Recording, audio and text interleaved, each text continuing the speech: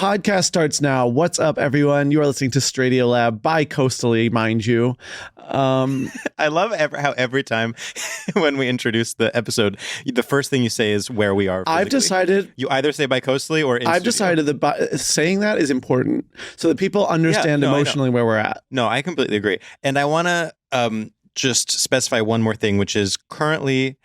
Sam is on a big screen, and the vibe is like in the Bitch I'm Madonna video, where despite the fact that Madonna was able to get so many celebs in one room for the video, the one celeb she couldn't actually get to show up was the featured artist, Nicki Minaj. So when it's time for Nicki Minaj's verse, Madonna has to hold a flat screen television while dancing.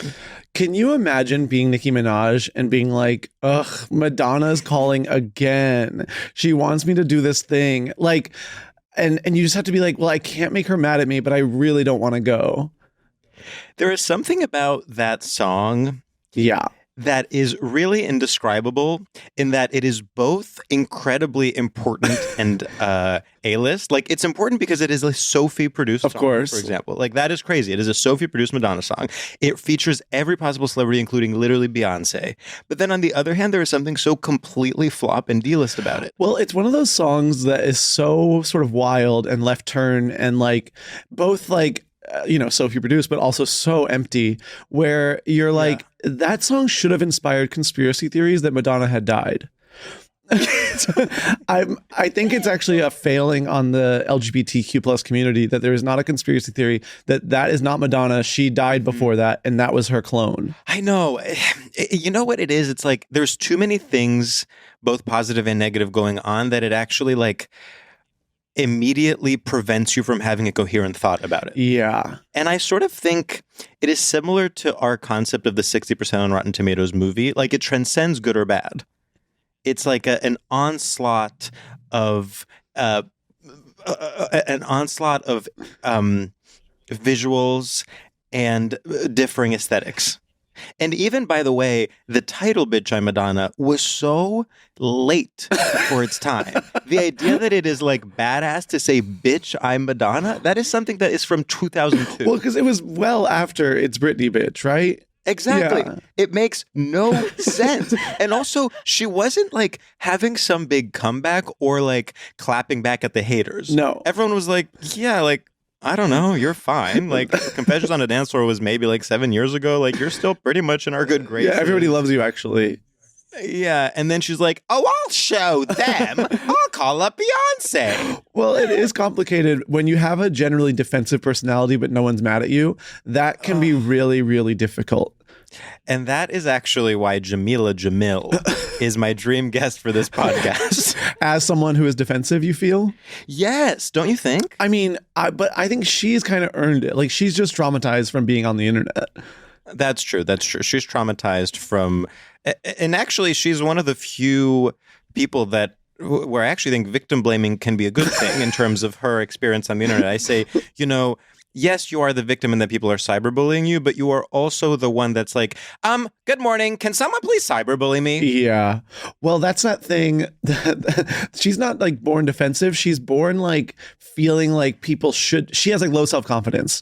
And so she gets people on the internet mad at her so that she's like, see? Yeah. Everyone hates me. Well, she also does this thing where she's like, okay, so we're not allowed to be outspoken anymore. And it's like, right. So the issue with being outspoken is that by definition, you are inviting criticism. That's the entire thing.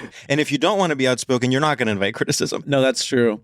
Do you consider yourself outspoken? This is literally the defining question of my life and of our careers, I would say, you and me. Yeah. Because I think that you and I, despite the fact that we are probably the most talented comedians globally, needless to say, cannot decide if we want to or don't want to be outspoken. And I'm not talking about politically. I'm talking more generally. We cannot decide what our relationship is to being like. Would you agree? I 100% agree. I can't even decide what my relationship is to the spotlight as a concept. There was a point when I was like, of course I need the spotlight. But over the last 5 years, I've been very much like, well, like, don't look at me too much. Also, we were just saying how we were in a room and we were like, wait, we're the most well-adjusted people here. And that's not good for our careers. No, our whole thing is being well-adjusted. And it's... One of us needs to get divorced in the next 5 years. I think it's in the cards. I really do. No, something needs to happen. I don't know. I'm a little bit like, and here's the other thing. How do we, to go back to Madonna, and then we will bring in our guest. Yeah. How do we channel being well-adjusted into a ray of light rather than into a boring album? You know what I mean? Yeah. I mean, you can be too well adjusted. We can run with that. Like, we can run towards like we can go Neil Patrick Harris mode and be like, look how perfect our family is. And then that people will backlash against that in a nice way. So I think maybe we can just lean into being well-adjusted and claim that we are the most well-adjusted people on earth. We should get like sort of a publicist to run with that, get a spread in People magazine about like, finally a comedian that's well-adjusted. Definitely. And I'm picturing a profile. Get this, the headline: Sam and George are doing just fine. That feels so good. I can see it. I can see the photo shoot. It's us in our living room, mid-century modern, and we have our, golden lab. And one of us is laughing and one of us is putting tea in a little kettle. Oh, and we're leaning hard. We're leaning on like couches and chairs. Yes. Oh, that's going to be good. And then there's really bitchy gay guys on Twitter that are like, cannot stand their lean. Tell a gay guy to sit and they do this.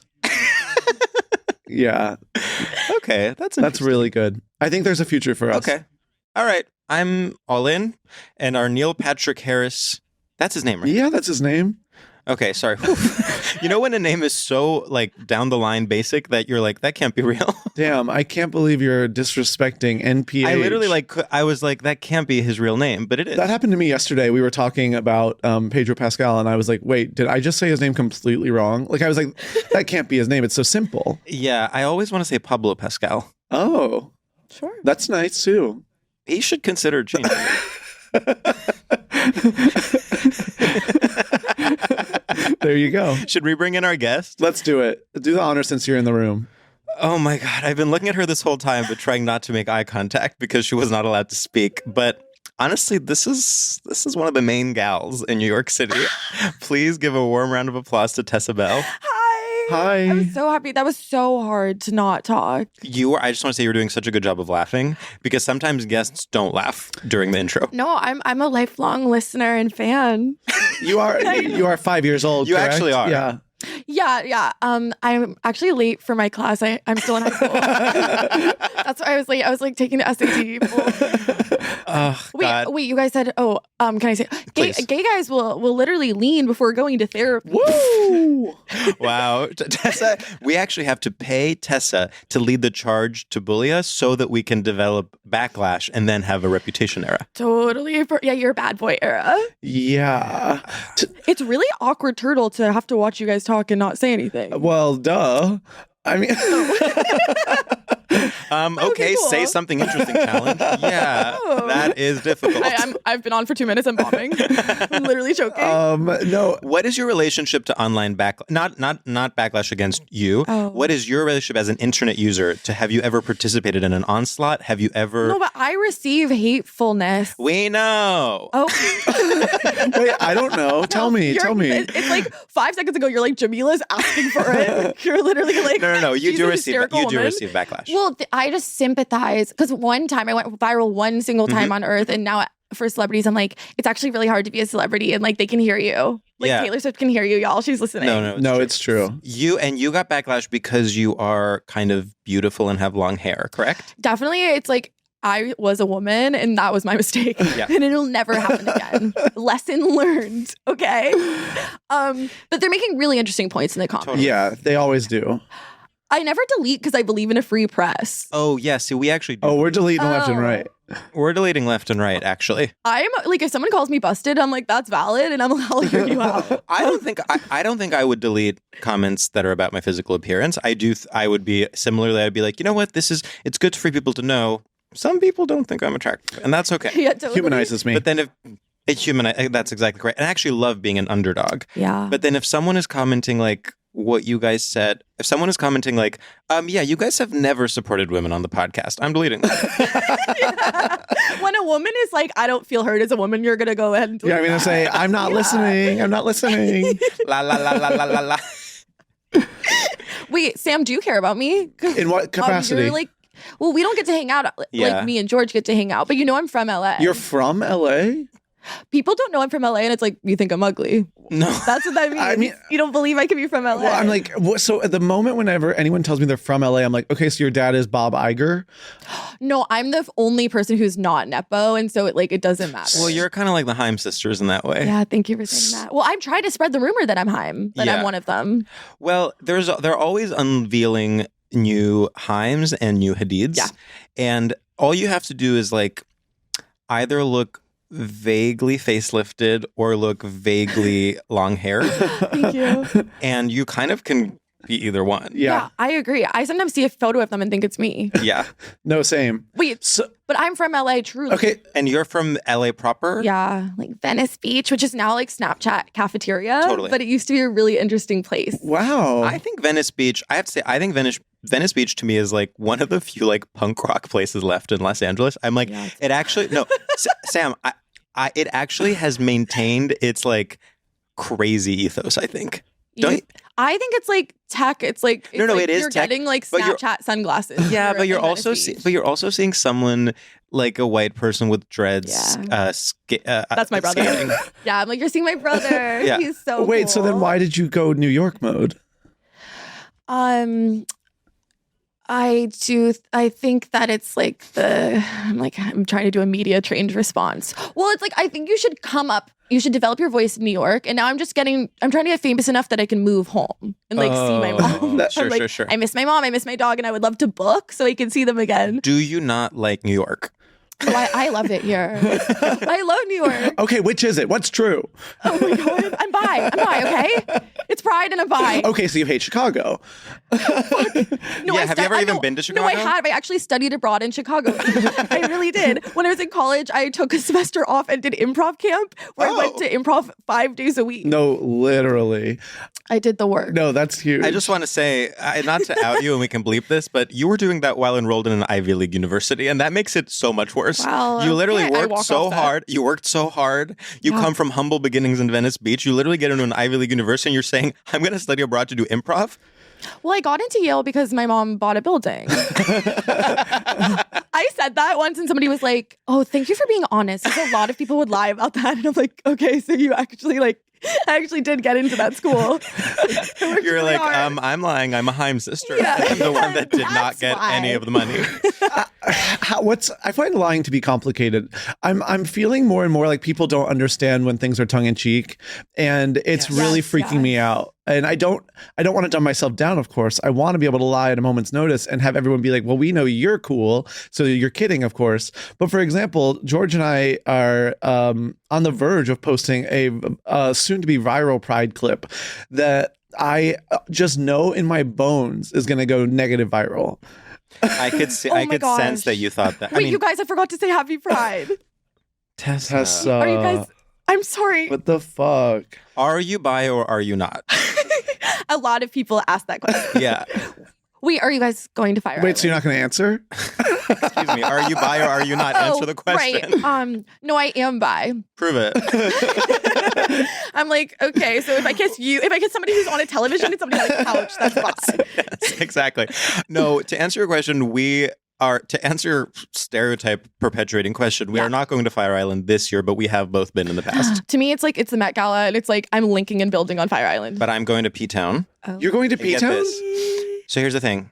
What would you expect? You would expect me to go to P-Town in the summer with gay guys? Oh. Guess what? I'm going to P-Town in October with lesbians. Deal with it. You contain multitudes? Literally. You're fucking crazy. I'm fucking crazy.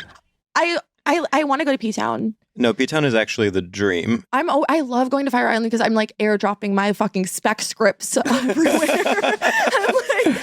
I'm chasing down Billy Eichner with a gun. Totally. Well, if you go to P-Town, you can chase down John Waters. You can chase down John Cameron Mitchell. You can chase down Dina Martina. She doesn't have as much power in the industry. Rosie O'Donnell's up there all the time. Rosie O'Donnell, yes. Oh my God. Yeah, it's a who's who. I find I do prefer Fire Island if we're choosing, which I think we must choose. But that's just because like there's something about there's too much town in P-Town. You know, there's too much civilization. And I say, it's not as much of an escape. I want to be off the grid.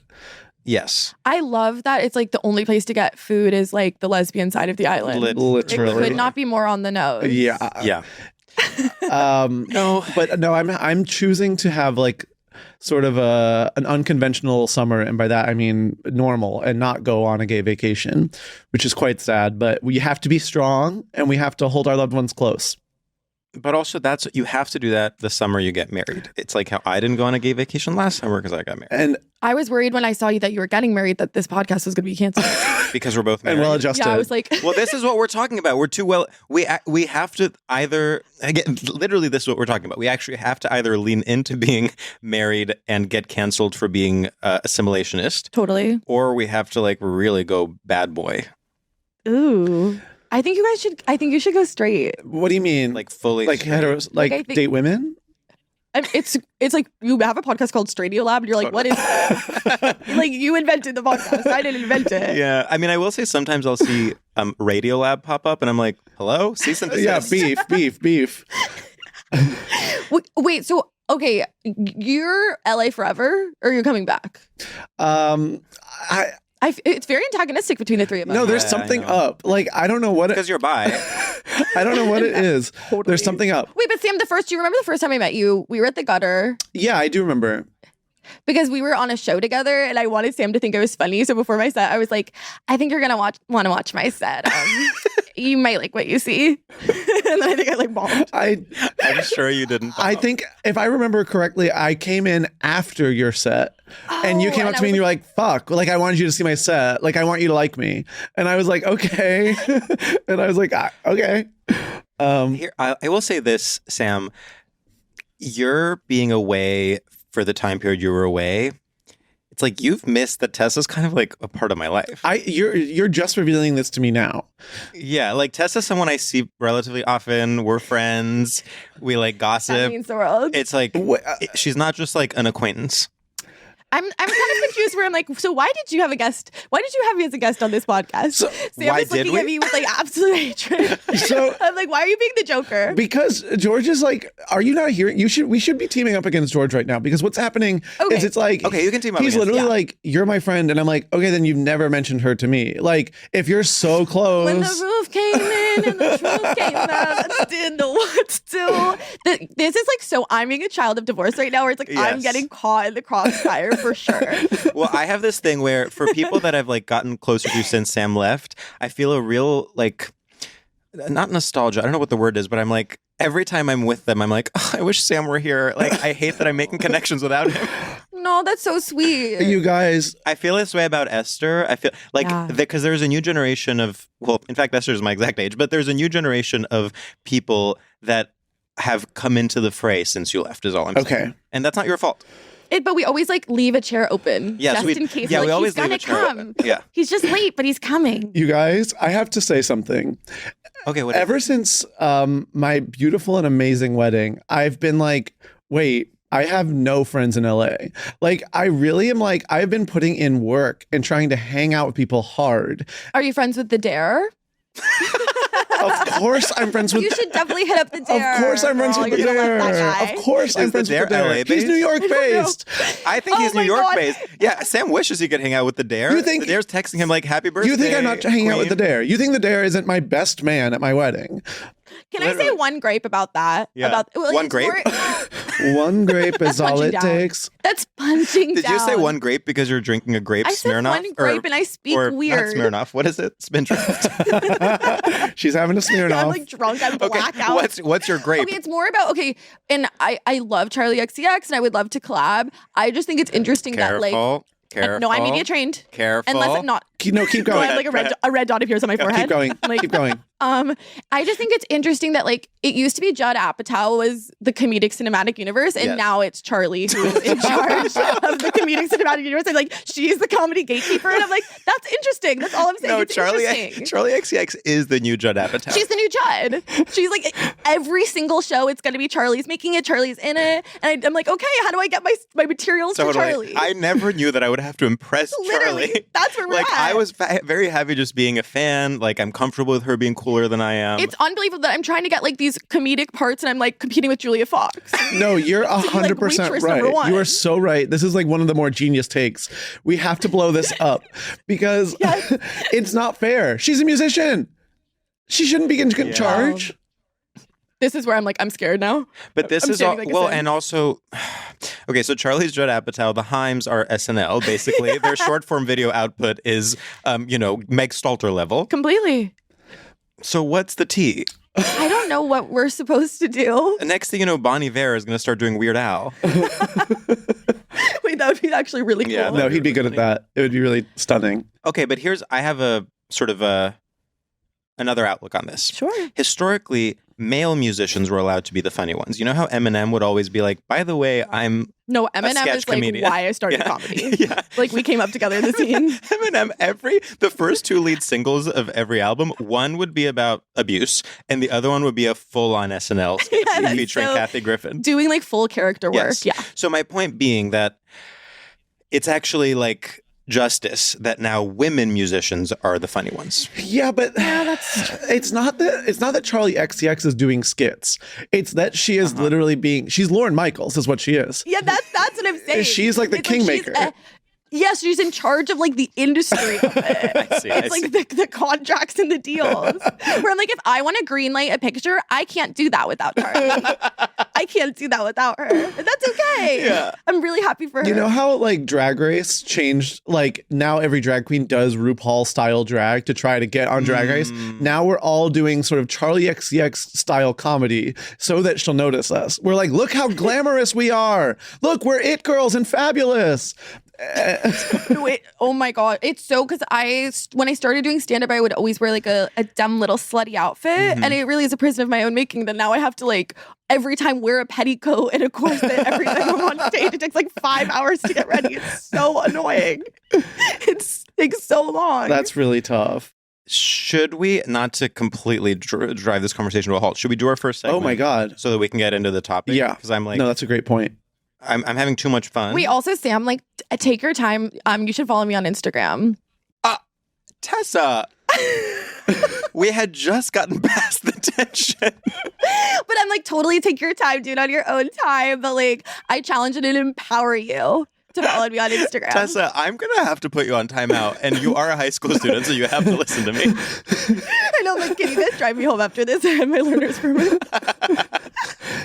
Wait, by the way, Sam, I care about you so much, and I think our vibe is really similar, and we have really good chemistry. Yeah, I wish we were in the same room because then it could really, really pop off. I can tell. Okay, cool. I'm like, say it back.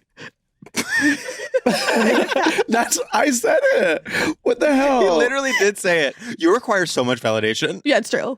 That is true. This is unfair. I'm cold and I'm ungiving. This is what I am.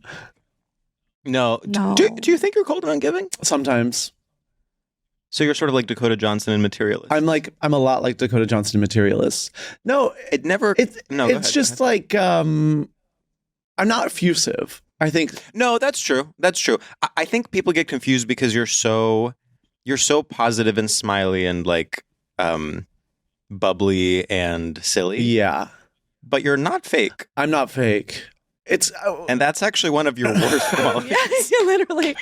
I'm like begging people to No, like he's me. not. No, Sam will literally never like gas someone up if he doesn't believe it. Okay, cool. So your word means something. Yes, unlike mine, it's like obviously we can't believe it at all. No, I believe in complimenting. I feel like I like telling people that they're amazing. I think that's like very femme. I think femme culture is. I like telling people they're amazing if I know it. Like it's the only problem is I don't know. Like you and George hang out all the time, so of course you're friends, and he can be like, of course we have amazing chemistry. Like I'm like, I don't know our chemistry yet. We barely have spoken. So funny. I love you doubling down and being like, I don't know if you're amazing. I don't know yet. Like we don't Tessa, have enough our information. first segment is called Straight Shooters, and in this segment we test your familiarity with and complicity in straight culture by asking you a series of rapid fire questions where you have to choose this thing or this other thing. And the one rule is you can't ask any follow-up questions about how the game works. Do you copy? Totally.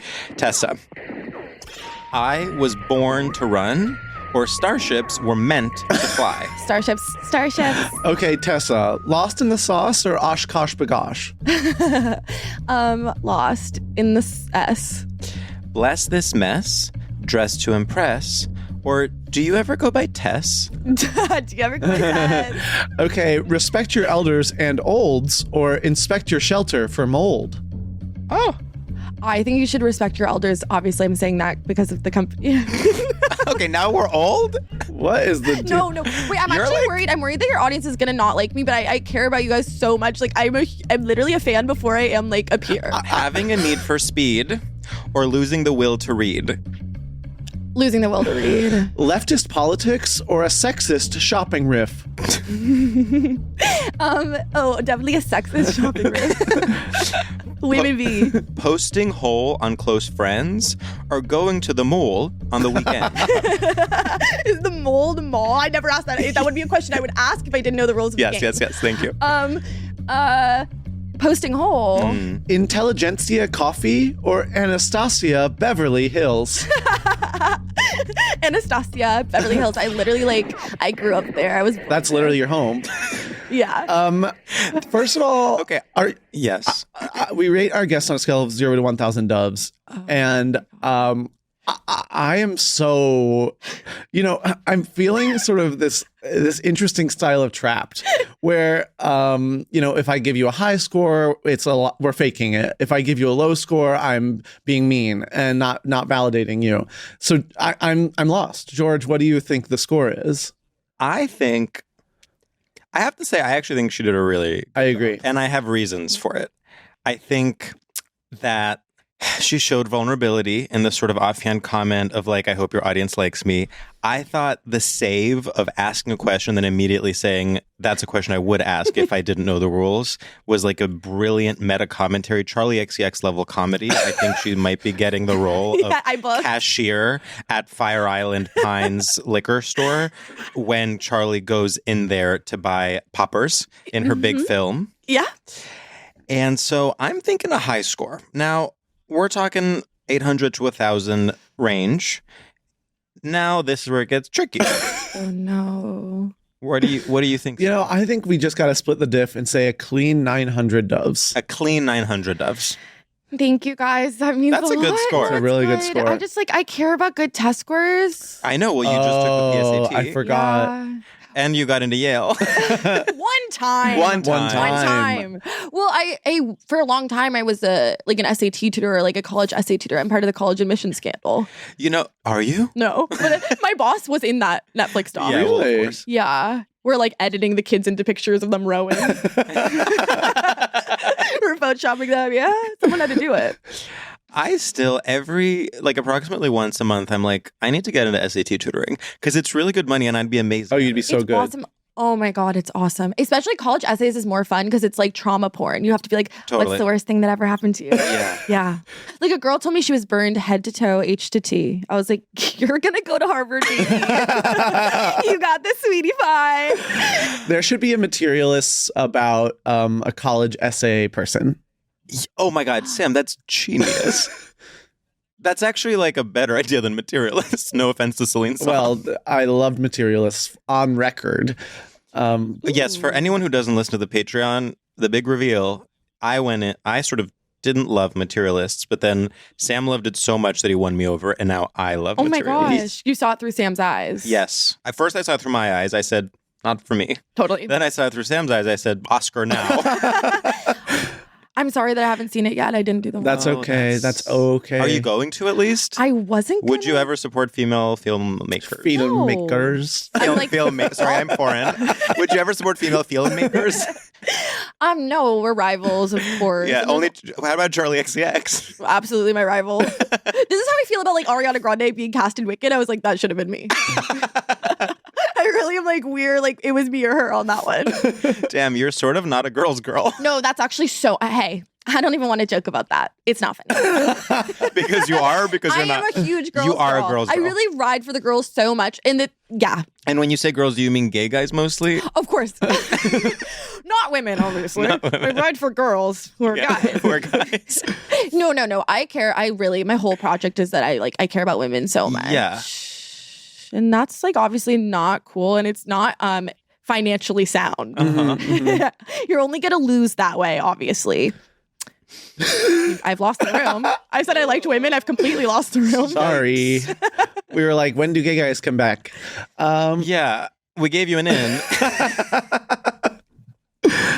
Well, can I say that, like, the way, like, sapphics run Twitter now, like, a sapphic fan cam can do more for your career than going on Jimmy Fallon. Well, a lot can do more for your career than going on Jimmy Fallon. That's true. I just want to, like, I want to hold him by the shoulders. Wait, Sam, what were you going to say? No, I think you're right.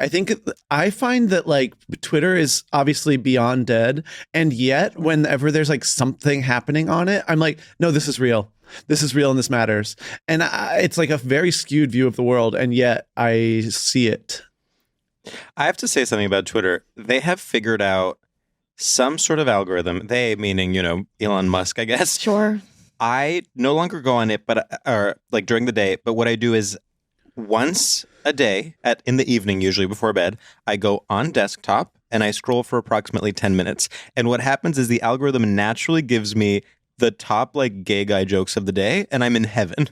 It no longer is a negative space for me. That's like incredible. if you just you don't go during the day, you don't like political stuff, you just go once. It's like Gwyneth Paltrow having one cigarette at the end of the day and somehow it's good for her rather than bad. If you just go once on desktop at the end of the day, I'm seeing the funniest shit you could not believe.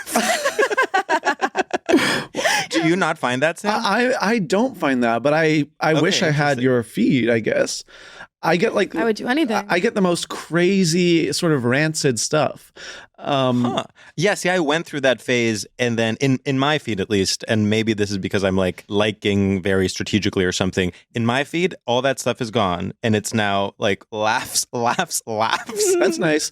I feel like I'm visiting like a small town when I go on it. Like you're like, yes, who is 100%. This person? Why are they verified? Why is this the ad I'm seeing? Like it feels very local news. Yes, it's like a really niche subreddit, and you're like, oh, I guess this is what you guys are doing here. Yeah, it's interesting. Sorry, we're off topic. Tessa. Hi. Hi, I'm so shy. Hi. I can't help but feel there's still tension between us, and I really. Which kind?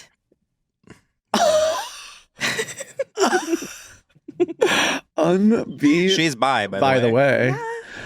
Yeah. That's your solo show. Merch. Print that. Print it. Merch. Do you want to tell us your straight topic and what is straight about it? And potentially even first list the ones you had as a short list. Okay. And then we'll go into the one you chose. Okay, so one of them is doing stuff. Mm-hmm. Do I have to explain or I just And spoiler alert, that will be the one we end up doing. Okay. So let's put a pin in that. There's also prank culture. Obvious. A classic. And then being fundamentally unknown.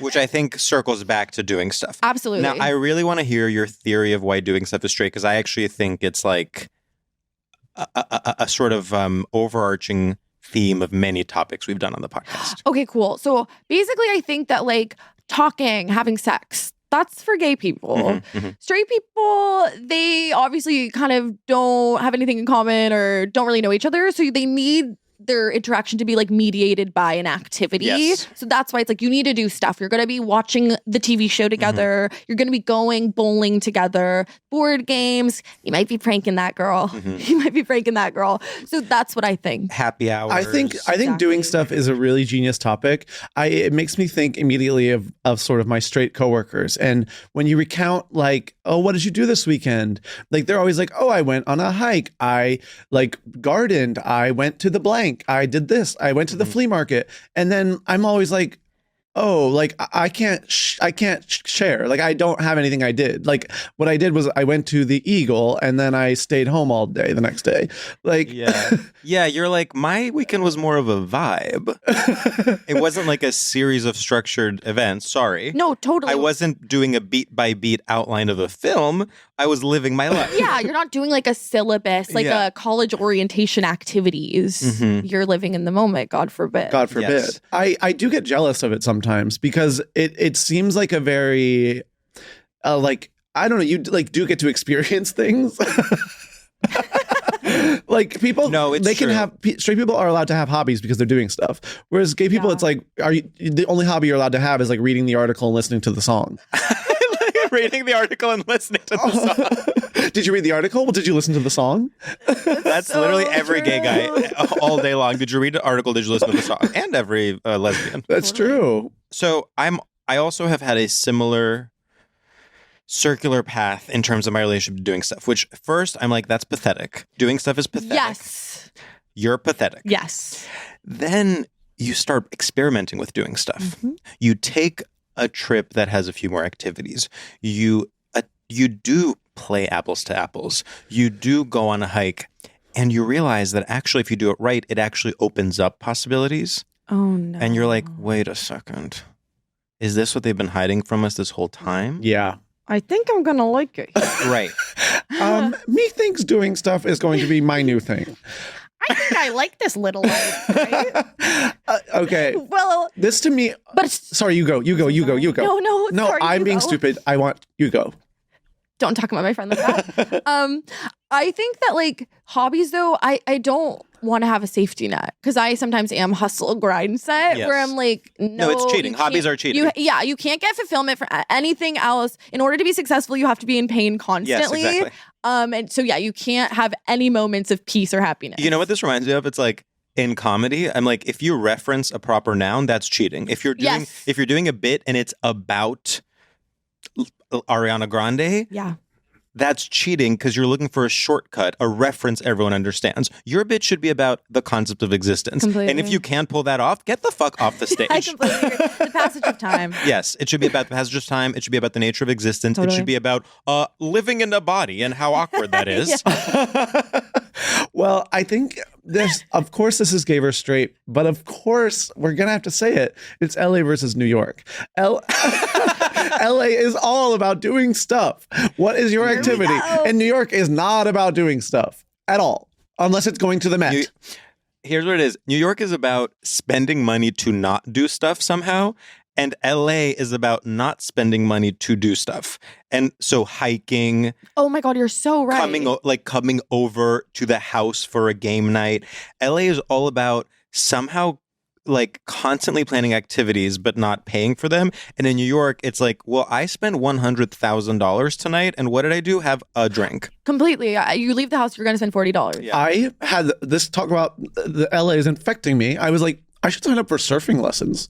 I should sign up. Wait, you should. That would be Oh fab. my God, wait, but being a surfer is like randomly cool. Sam, you should absolutely do that. Did you have the thing where it's like our greatest minds go to LA and then they become Marvel? Yeah. Yeah, where it's like you. This is like actually dangerous territory. Sorry. No, please. I Because think it's true. I think this is dangerous in the way that we should go. Right, do one thing that scares you every day. And actually, I'm noticing a lot. I've seen this happen a few times over the last 7 years. Someone goes there, becomes 90% Marvel, and then like wakes up in a sort of Matrix like trance and is like, I have to move back to New York. Otherwise, like I can see my like body Yeah. changing. Yeah. I think I'm definitely at risk of going Marvel. I mean, When they go low, we go Marvel. I just feel like everyone is so polite and normal here that you do just like everyone starts to look at you with an ugly face when you are not that, and so it softens everything. Well, but every time I see somebody with their abs, I'm like, okay, for each ab, you could have written a spec script, right? That You could have been and a solo spec show. scripts. Yeah. I'm literally just like, for each ab, I'm like, oh, interesting. Honey, drop That the was 95 scripts. minutes in. So you are, literally publish the scripts. We'll put them on Patreon. But so your thing is that like, because this is an interesting point of view. You think people need to be more hustle culture. Yeah, no, this is actually toxic. It's not even Yeah, that I'm it's being like, you should just like love your friends and community. No, you're like, I'm why are you not lock working? in. Go to the office. Yeah, that is true. I'd Specifically, like go to the factory, pee in the bottle. Yeah. That's what I'm asking for. specifically I'm really for sorry. comedy. Specifically, Yeah. where I'm like, so you could write on Big Mouth season 400. That's what I'm saying. Which is, by the way, show run by Charlie XCX. I heard. perfect. Yeah, Good. I just read that on Deadline. Sorry. No, I think you're right. I think people in New York don't want to have balance. They want to, and people in LA are like, well, 6 hours of my day for mindfulness, and then I do 1 hour of writing. Yeah. But I actually think that like that probably gets more done. Like it's not true that you have to be like suffering every waking moment in order to be productive. That's not true. No, and this is sort of like the dark truth about New York versus LA is that despite the fact that New Yorkers are always like rushing, people in LA are actually sort of doing more. They do stuff. Well, they're doing stuff. Yeah, they're doing stuff. That's straight. They're doing stuff. No, everyone, it's like you see someone in New York and she looks so in a hurry and you're like, wow, she's probably like a governor and she's going to a sample sale. Oh, you're literally did Women Be Shopping. Yeah. Right before my eyes. So I'm doing Women Be Shopping. You did Women Be Shopping. Tessa, if you were to do stuff, what stuff would it be? Yeah, if you had to. If there was a gun to your head and they said do stuff. This is where I actually worry that I have like no interiority or like point of view. That's where it gets scary. Well, a lot of people recently on different occasions have said, I can't imagine you listening to music. Which is basically be like, you have no inner life. That's so interesting. Like several people. They dare accuse you of not listening to the song? The dare accuse you of not listening to the song? Like, you've never heard my music. So people, I mean, I will say, you do talk a lot about spec scripts. Accomplishing things. Yeah. Right, but it's because I haven't. But I think you're someone that like always knows the industry tea in a way that stresses me out, to be honest. Wait, I am so toxic, but it's not even like, it's also, I know about Brooklyn alt comedy. Like my special interest is like the alt scene in Brooklyn. Like when I was in college, I would take the Metro North to come like go to the Bell House and like see you guys. Literally. So I'm paying You your paid bills to do this podcast. Absolutely. You're the first guest who actually paid. This is a Make-A-Wish. It is. We were looking for students, New York, tri-state area. I'm getting college credit by doing the podcast. No, this is the Second City thing all over again.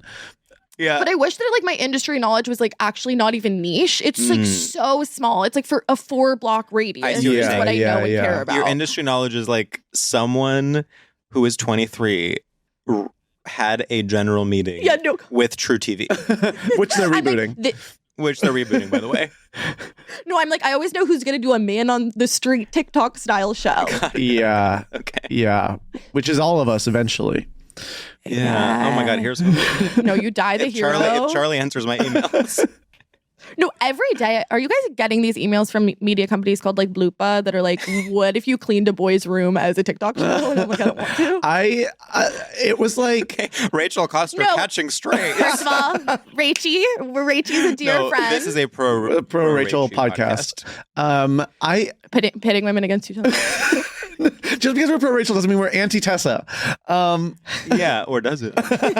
I find the TikTok shows, it was so charming at the beginning, and now I'm like, they're getting like emptier and emptier and emptier, and I'm like, okay, enough. Like, we need to go have some substance again.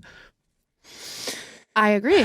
Yeah, I think long form is back. Fuck. Yeah, it's called Substack, and you better get on it.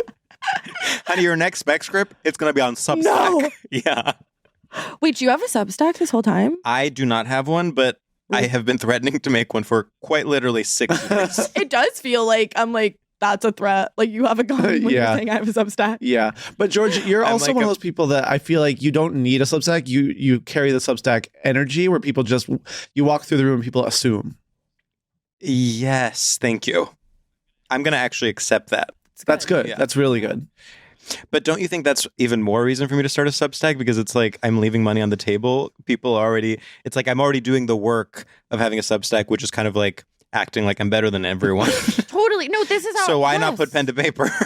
No, I think it's like the vibe is enough. Like I'm kind of wondering if I should just be taking pictures of myself with podcast mics and not even have a podcast. I just am posting as if I'm talking, and it's the same effect. Another day in the office. Literally being like episode 5. There's no podcast. Actually, okay, here's an idea.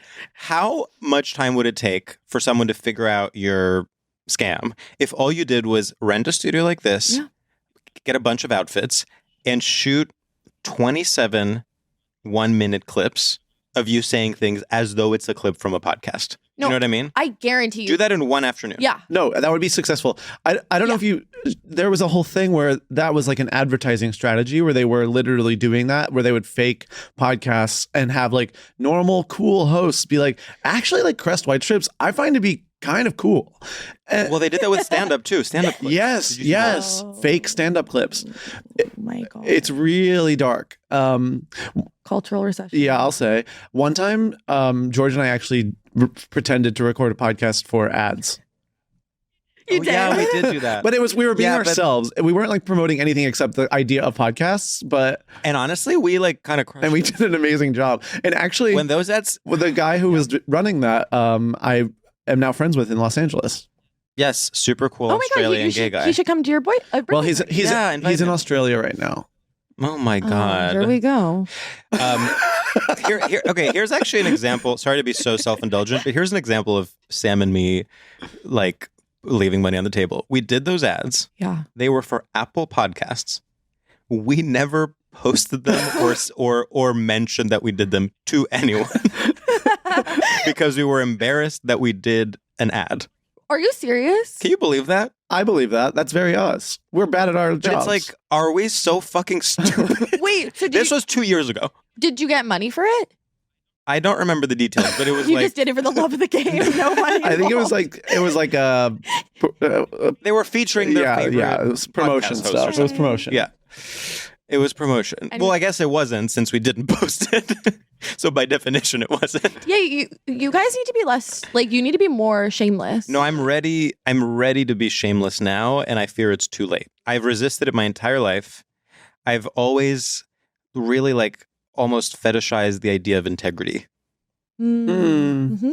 And so have you. No, I have, and it's disgusting, and where has it left me? Yeah. On this flat screen TV. I'm just a girl on a screen. It's interesting though because you're fetishizing integrity, but is it like you said it's not even necessarily for political causes? Like what cause is it for? No, it's like we still believe in the concept of, to some extent, and I realize we are currently recording like a comedy. I realize that like we're not saving lives here, but I think we're still old enough that we slightly believe in the concept of selling out. We still believe in like things being in poor taste or cringe or something. Well, okay, I was talking about this with Joe Castlebaker. Shout out. Shout out. And because everyone loves to talk about Cringe Mountain, where it's like in order to be successful, you need to get on the other side of Cringe Mountain. Right. And Joe was like, well, there's actually more to it than that, which is true. You can't just be cringe. You also have to be good. Yeah. That is always getting left out of the conversation. This is similar to how people are like, Toni Morrison didn't publish her first novel until she was 42. It's like, right, but she actually was smart and talented before that. And she worked throughout that time to accomplish it. It's not like you're going to turn 42 and write a novel. You're not going to write Beloved. I'm literally going to turn 42 and write a novel. I am. Wait, have I told you guys this? I keep having this thought where I'm like, the moment I turn 40, I'm going to be a musician. Like, do I play any instruments? No. But I'm gonna be a musician when I turn 40, and I just know it's gonna work. You're gonna do a reverse Charlie. I'm gonna do a reverse Charlie. I'm gonna be in charge of the music industry. I'm gonna be the kingmaker. You're gonna be the Jack Antonoff of music. You don't need to play instruments. You just need an iPad. You literally. By the way. That's true. And don't get me wrong, I can't play the iPad either. Yeah, of course. I mean, the moment I'm opening a program, I'm saying, but the taste is just there, and there's no denying that when I am 40, I will be a musician. God, when Macy was DJing at your wedding, I was like, I'm going to take DJ classes. Oh my God. No. Cry for help. I had a friend who did that. And honestly, And you may know her. Her name is RuPaul. Her name is RuPaul. Yes. Yeah, she was just a scrappy little nobody until she took those DJ classes. Oh my God, My scrappy little God. nobody. Anna Kendrick mentioned. I mean, do we have more to say about doing stuff? I feel like we sort of left it so quickly. Yeah. Tessa. Oh, well, I just think it's like, okay, I had my first boyfriend when I lived Shout with out, him. Joe Castlebaker. Yeah, you guys might know him. She's bi. I'm always like living with a guy and I like can't afford it, but I'm like an artist in residence at his house. He's like sponsoring me in my work. And I was there working on my projects and his Your roommate- many spec scripts. I have like never written a spec script about it. I simply can't believe that based on how many times you've referenced it. No, I actually don't know what it is. That's why I keep saying Drop it. the Broad City spec script now. I want to know what Alana gets up to through your eyes. Wait, no, I think I told you this, but I wrote, okay, the only thing I've written, I wrote a pilot about like this girl, Bella, who was like suicidal. And my manager read it and she goes, why is Bella suicidal? She's like, why does Tessa want to kill herself? I mean, the character. And I'm like, nice save. Right. The character, not me. Okay. I was living in his house. Yes. And his roommate like didn't know how to talk to me. And so the only thing he knew was that we had both seen Mad Men. And so genuinely every time I'd enter the room, he'd be like, Mad Men, like Tessa, like Mad Men. And it's like, yeah, like that was the only way two people could talk or connect was like through that point. I see. Like, so that's an extension of doing stuff is watching, having a frame of reference. Stuff. Yeah, which is interesting. And it's like not even like I was like, I've seen that like 3 episodes. Like I'm not like the president of the Mad Men fan club. Sure. Yeah, what you were wanting was his roommate to come in the door and say, wait, is everything okay? You seem tense. No, really.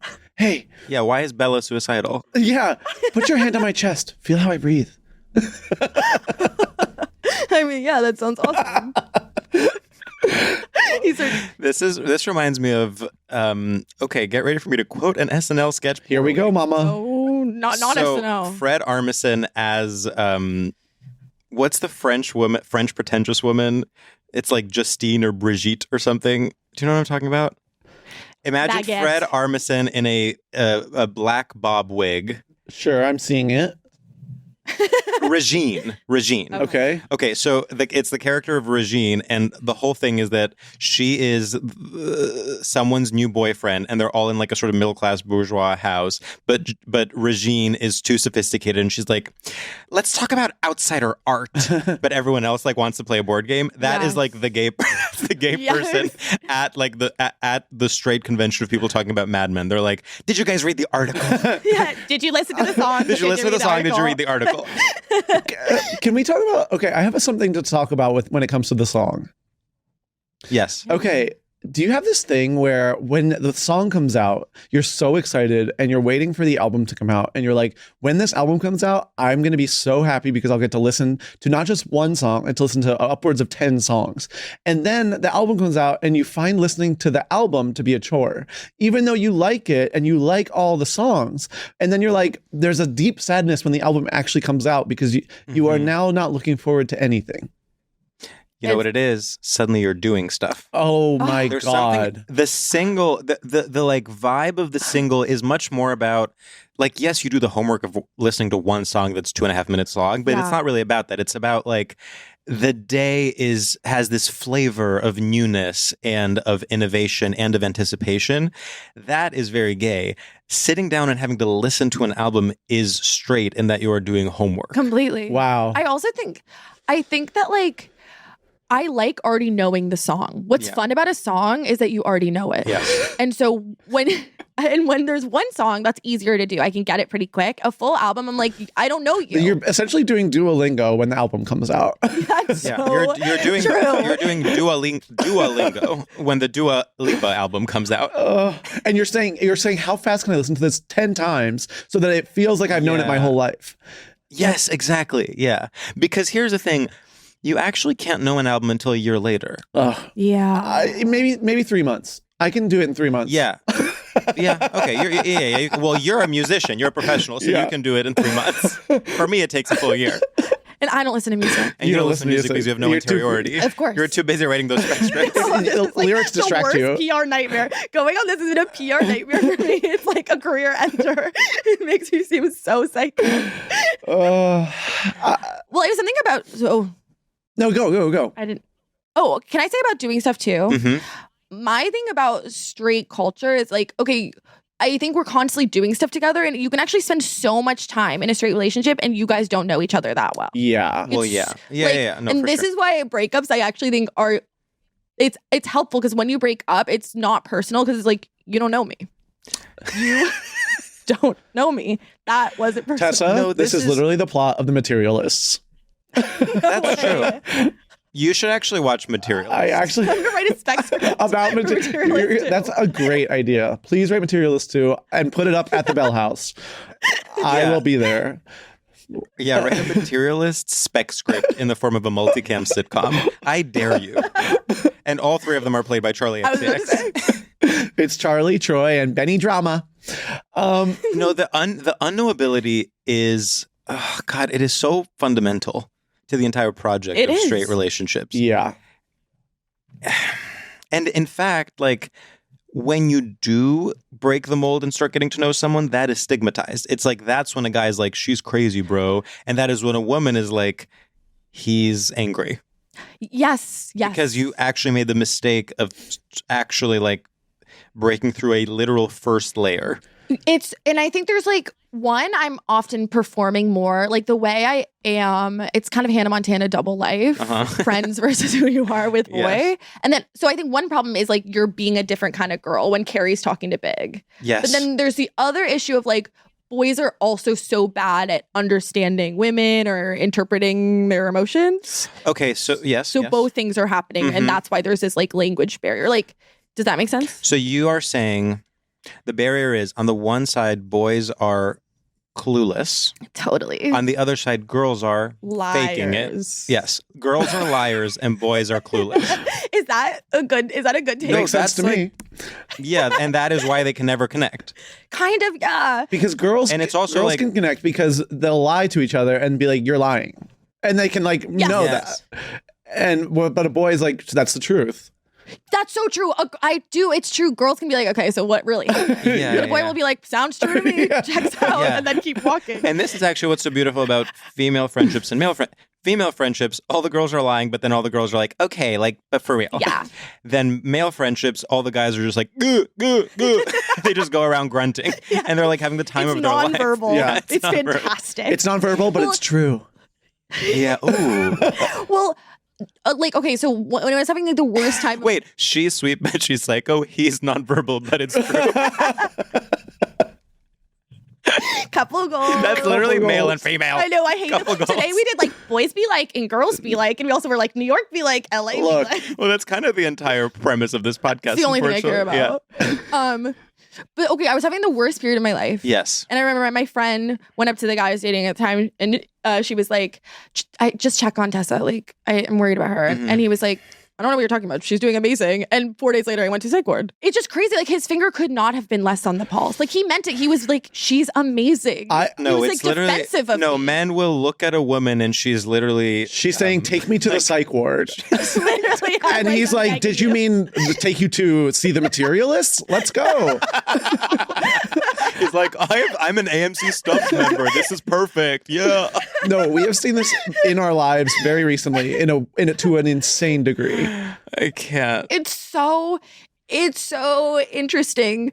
Well, I also think there's an interesting dynamic of, because we know age gap relationships, wealth gap relationships, hot gap relationships. And actually, one I learned recently, woke gap relationships. Oh, that's true too. I love that. Yeah. There's also mental health gap relationships. Yes. Which is like, I'm a crazy woman. And it's so hard when you're dating like a guy who's normal, because I'm mad both ways. Either you're like othering me and I'm like, what the fuck? Or you're accepting me and I'm like, oh, so you want a little patient. You want a little sick girl. You want a little sick girl that you can like control. And also anytime they try to help you, it's like so condescending when they're like, seems like you might want to go on a little walk. Yeah. I'm like, I'm a dog? And you're taking me on a walk. Does that make sense? No, that makes sense. No, that makes complete sense. That sounds really complicated. Oh, God. I'm sorry. And by the way, of course, I'm sorry for everything I've said so far, and we'll continue. No, never apologize. That is the subtext of every statement any of us have ever made. Can I ask a question for you? Please. Do you guys feel known by your spouses? Sam, you just got married. You go first. I'm feeling so deeply known at this stage in my life.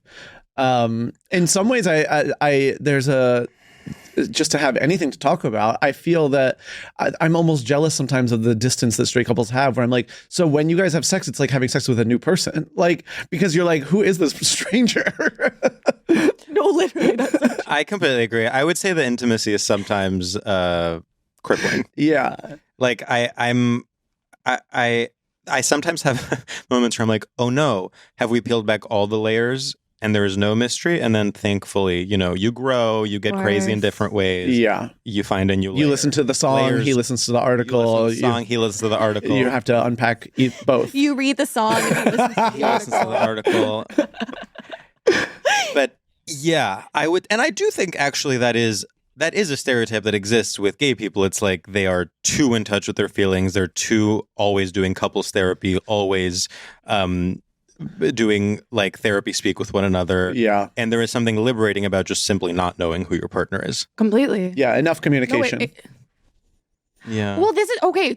I'm like, should I say real ideas or should I go back to being like a bimbo with huge boobs? Hit us with the real idea. and Hit us with the real idea. Okay, communication is always thought of as being inherently like virtuous. Yes. And I'm like, well, it should be good communication. Like just communicating itself isn't good. Completely. But like therapy buzzwords is like, you communicated, so I deserve a Pulitzer Prize. And it's like, well, many people communicate badly and over communicate. And so it's like, you don't deserve a parade because you said stuff. Yes. Does that make sense? That makes complete sense. No, I do think there is an epidemic of over communication currently, and it needs to be stopped. You know what this reminds me of is someone taking something like communication, which is basically morally neutral and making it a good. It reminds me of the era when I lived in San Francisco and it was like in the middle of the tech boom. It was all about quote unquote changing the world. Yeah. Now, changing the world is a completely neutral statement. You can change it for the better or you can change it for the worse. Totally. Dropping a bomb is changing the world. Yes. So, and you start to feel insane because you are like, you start hearing these people and they're like, well, above all, we want to change the world. And you're like, how? Yes, that's so true. How? Yeah. It's an amazing, that's a fire take. I'm fire Thanks. reacting to that take. Fuck, 100% agree. 100% agree. Yeah, 100% agree. George and I sometimes play this, Sam, when you're not there, but we're first thinking about you and pouring one I out can't for believe you guys would just hang out. Like, as far as I know, you guys have your meeting for the second time today. I want you to know every time I'm with someone else, I feel guilty. This is so messed up. You have moved on. It's dark. Okay, what do we do when we hang out? Okay. So when we're talking about monoculture, one of the Yes. first times we hung out was like we're playing the game of like what is monoculture now? Yes. And I used to think Subway Takes is monoculture. I'm always bringing it up on stage and no one knows what I'm talking about. But I Really? thought being like 100% agree. No one knows what No I'm one saying. knows? That's fascinating. Or like, Especially in New York, no one knows. I'm like, unrelated, maybe the joke is bad. No, that's not it. No one that's is laughing. that's enough of a reference that like people will chuckle just to be like, I recognize what you're saying. But it's interesting what is monoculture because I really think right now the only thing that's monoculture is Domingo on SNL. Because that Shout out Sudie Green. I don't. Do you think Hot Ones is monoculture? Just to go into like more interview stuff. I do think that is. I think of all of them, that's the most monoculture. What about Chicken Shop? No, I that's think niche. It's not. It's niche. Because British. And also because it's more for girls. It's more for girls. Oh my God. Well, that's the whole thing of Brooklyn alt comedy just means you're a woman or gay. Yeah. Yeah. And do you have any contributions to monoculture, Sam? Yeah, like what is Joe Rogan monoculture now? Yeah. I think Joe Rogan is monoculture. Definitely. I also think like Netflix in general is monoculture. Yes, Netflix is monoculture. No, that's cool. Netflix is monoculture. Because like that's monoculture in the classic way. It's like network shows where you're like this is horrible, and yet 4 billion people watched this. That's true. That's actually vintage because it's like this is a bad show that we all know about. Everyone knows 2.5 Men. That's just everyone knows 2.5 Men. There's also like the cult, like this is old. Like the riddle where the doctor is a woman is monoculture. That's true. All of us know about That's that. true. That's true. That's the only monoculture we have. Yes. Wow. Well, it's also like that is oral storytelling. It's It like is. Wow. it's actually like not only monoculture but old fashioned. It harkens back to like a pre-literate age. I completely. Since we're doing gendered monoculture, is call her daddy monoculture or no? You know, that's a tough one. I do think. Okay, is it for girls? Yeah. Is it for girls? Parentheses derogatory. No, I don't even Your think words. it's. Parentheses slur. Is it for girls? That's tough. You know what, though? I actually think that it's for the fact that it appeals to straight women means that it is monoculture because their boyfriends also know about it. So it's like Sex and the City. But Sex and the City also appeals to gay people. That's true. Call her daddy does not appeal to gay people. Call Her Daddy does not appeal to gay people. Call Her Daddy is more like, Call her daddy is straight culture to me. yes, Yeah, 100%. Totally. Yeah. Totally. I actually don't like straight culture is hard for me because I really don't have any straight friends, and I almost have no friends that aren't even trans. Well, sorry. I was just saying everyone is so gay. Totally. You guys are mad at me. I think being friends with me does mean you might take hormones one day. No, for sure. It's a predictor. Yeah. Well, you're what the right wing is sort of warning against. You're like a teacher that seems harmless, but you're literally making all your students trans. No, absolutely. And I'm also making them all mentally ill. Yeah. I feel like there's a lot of people who it's like, if they bump into me at a party and they have no better options, they will talk to me. I'm an amazing like lighthouse in a storm. Yeah. Well, you're good at, I don't want to say small talk because it's not small. You're good at making conversation. Thank you so much. And that is rare. You know who else is good at making conversation? Macy Rodman. I was just telling this to Sam. Like, love her. It's like you run into her, you're not, it's not going to be this awkward, like pulling teeth. Yeah. But yeah. I think that's on the other person too, though. Sometimes I'm like, because you'll be talking to somebody and I'm like, why is this going so poorly? And it's because you realize they ask no follow-up questions. You say, how was your day? And they say, it was good. I have this guy who lives in LA who I'm sort of obsessed with because he's actually the worst person I've ever talked to in my life. And I see him with relative frequency. And he's such a horrible conversation person that I'm starting to see him as like a performance artist. Like, you'll literally be like, oh, this happened to me today. Like something kind of momentous. Like say, oh, I got in a car crash today. And he'll just go, okay.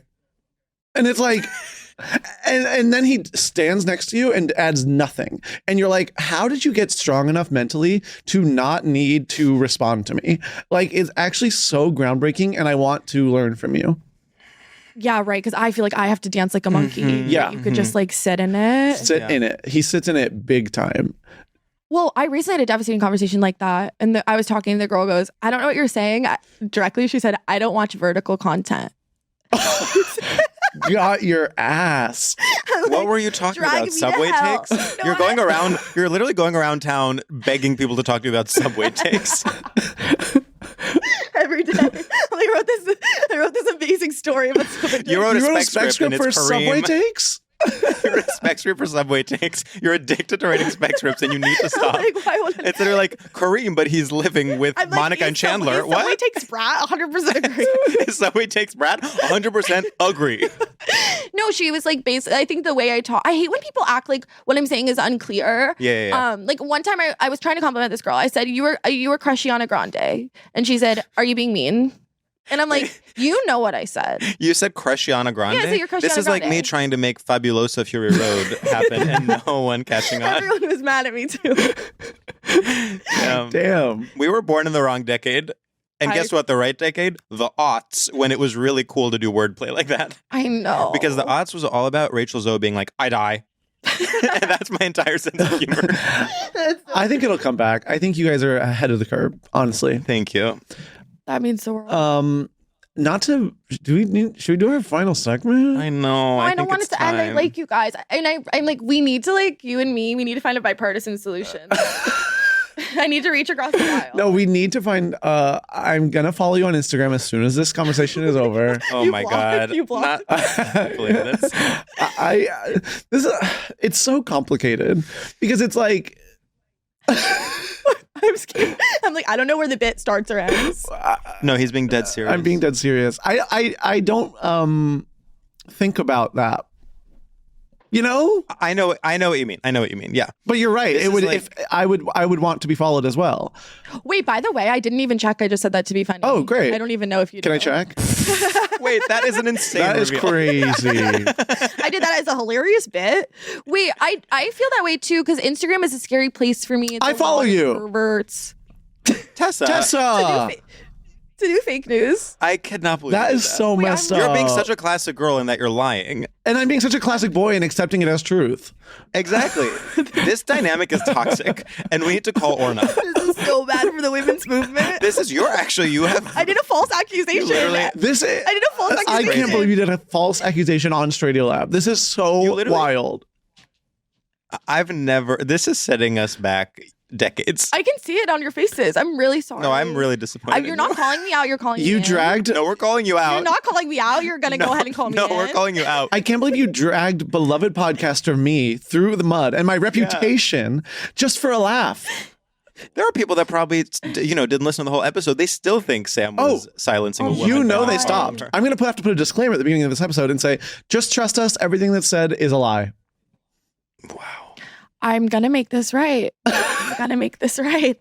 Mark my words. Book a flight to LA today. Wait, I am going to be in LA soon because I'm from LA. And so if you ever want to meet IRL, it could be after a show where we bump into each other and you don't have better options. Yeah, you guys can recreate our relationship. Yeah, I would love to talk in the corner of a bar with you. I would love to talk in the corner of a bar with you as well. Ugh, see, and this is communication, the good kind. Unless you're lying. Yeah, which we don't know. Which women love to do. Which women love to do. I know, what the one thing we all agree on. The one thing we all agree on: women lie. That was my topic that I brought to you guys. Yeah, pretty much. It's crazy. Pretty much. Low-key. Well, I'm doing the thing too where it's I do something and then I pretend it's culture and it's girl, you just do that. That's not what everyone does. I do this with trend forecasting. I'm really okay, what's in right now is wearing stripes. And it's just because I'm currently wearing stripes, I use my platform for evil sometimes. Tessa, our final segment is called Shoutouts. And in this segment, we pay homage to the grand straight tradition of the radio shoutout by shouting out something to your squad back home. And I can go. I have one too, George. If Okay, great. I actually, I can do two. Okay. What's up, comedy nerds? Charlie XX, I'm talking to you, girl. I want to give a shout out to Lisa Kudrow, the only woman with integrity in this town. When I saw that the comeback was coming back, I said, this is the only reboot I can stand by because Lisa Kudrow is one of the only creators in this town that actually does something right. And I know she would not bring something back just for a cash grab. She would bring it back because in her heart, in her soul, as a woman and as a creator, she has something new to say. And I feel in such good hands when I am in something that Lisa Kudrow does. She is one of our top comedic actresses, along with Julia Louis-Dreyfus, Niecy Nash, and that's it. So write that down. Jot that down. Shout out to the comeback. Shout out to Lisa Kudrow. And I just want to say shout out to Lily Murata for giving me this polo that I'm wearing. Looks amazing. Thank you. I feel like it's not exactly my style, but it is a challenge for me to pull it off. And I think the more I wear it, the more I'm pulling it off. And so I love having hand-me-down from badass LGBTQ plus creators. No, Lily Marotta and I have the exact same sense of style, and I'm addicted to it. Yeah. Okay, I'm gonna go. Ready? What's up, freaks, losers, and perverts around the globe? I, of course, first want to give a shout out to my dear friend, JK, we don't know each other, Lord. Congrats on the album. This will be out in a few, this episode is going to be out way after the album comes out, but it needs to be said, I'm standing you hard. And then my real shout out is, I want to give a shout out to the guy who plays Cam on Modern Family. That's right. I've been watching Modern Family, and Cam is such a good gay guy. He nails this fucking role. And did you know that he's straight in real life? That is so wild and so groundbreaking because he does a gay thing and it's not offensive. He nails it. It really is shocking to my core how good he is at being this really specific type of gay guy in a way that is I don't know who you were watching for years to learn how to do this affectation, but you are nailing. And I think more straight guys should play gay if they're going to do it like that, because that is the most realistic thing I've ever fucking seen in my life. Shout out to Cam, XOXO, love you, Lord, XOXO, Sam. Woo! Wait, Sam, is this a legitimate mind meld? Do you remember 2 months ago I posted Cam is the single best comedic performance of the 21st century? Legitimately, 2 months ago, I was doing a Modern Family rewatch, and I posted a photo of my screen, and I said, "This is the single best comedic." This is a mind meld. Recently, Misha was like, "What if we watched Modern Family before going to bed?" And I was like, "Okay." And so I've just been enjoying. It is genius. It's so good. It's so good. No, it actually if you think that straight people shouldn't play gay roles, I dare you. No, I dare you to watch Modern Family. He is groundbreaking. It's wild. You know what I've heard about him? He fucks. Nuh-uh. Oh, yeah. We're talking, there's just like a line of women.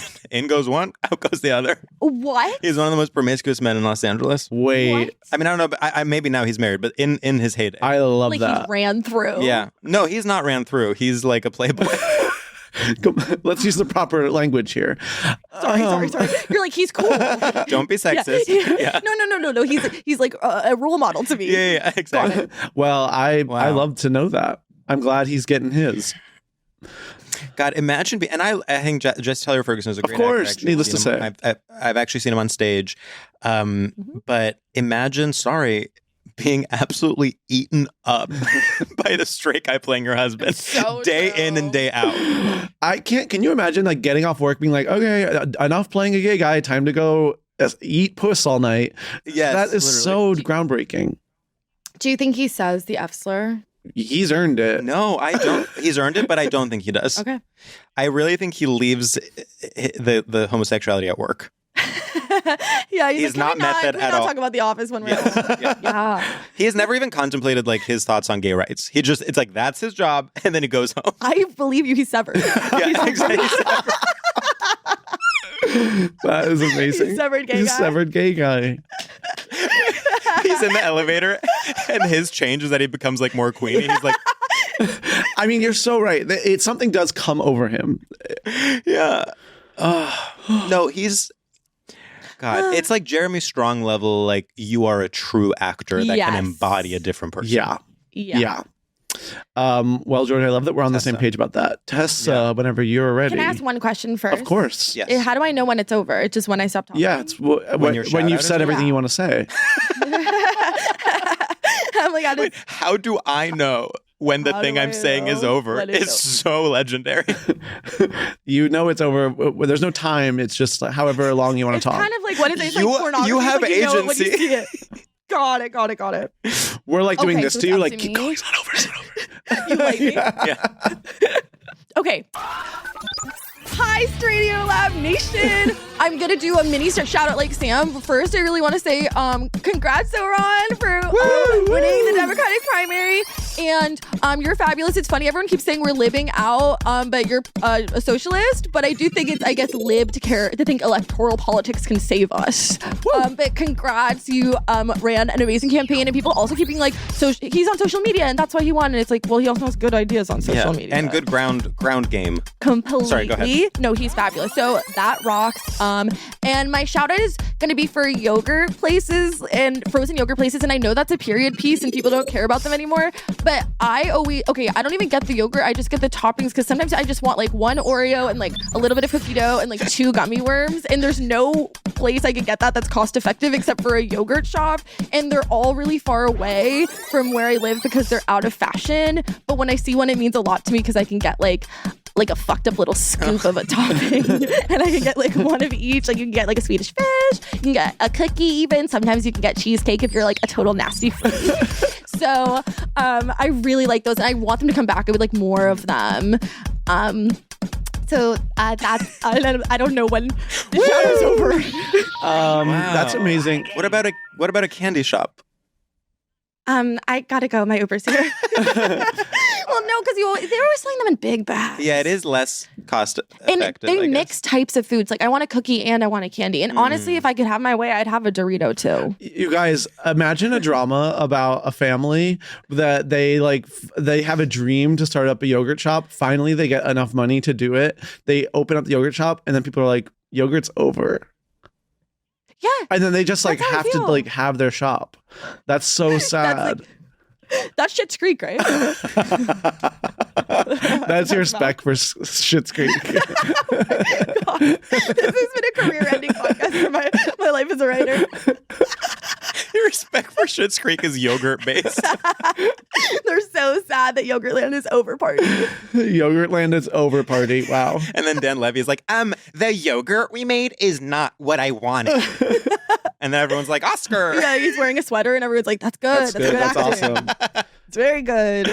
Shout Shout out. Well, Tessa, this has been an absolute delight. This has been a huge Where can treat. people follow you? Yeah, please follow me, Tessa Belle with 4 L's on Instagram. And I just made a short film that went to Tribeca, so we're gonna release it. So that would be really nice if you can watch it. And even if you hate it. And what is it called? It's called Sister. And it's basically the vibe is it's not Wicked. It's a story about a blonde and a brunette friendship. So it's a spec script for Wicked. And, I'm working on some more stuff, so I'd love if you would support it. I care about you. Dan Levy, if you're listening, we got just the 19-year-old Chica for you. Elevate this teen's voice. Crazy Chica. Elevate teen voices. Well, thank you so much for doing it. I'm glad we could let our chemistry fly through the screen even. Yes. Yay. Bye. Bye. StraightioLab is a production by Will Ferrell's Big Money Players Network and iHeart Podcasts. Created and hosted by George Civeris and Sam Taggart. Executive produced by Will Ferrell, Han Sani, and Olivia Aguilar. Co-produced by Bei Wang. Edited and engineered by Adam Avalos. Artwork by Michael Fales and Matt Grubb. Theme music by Ben Kling.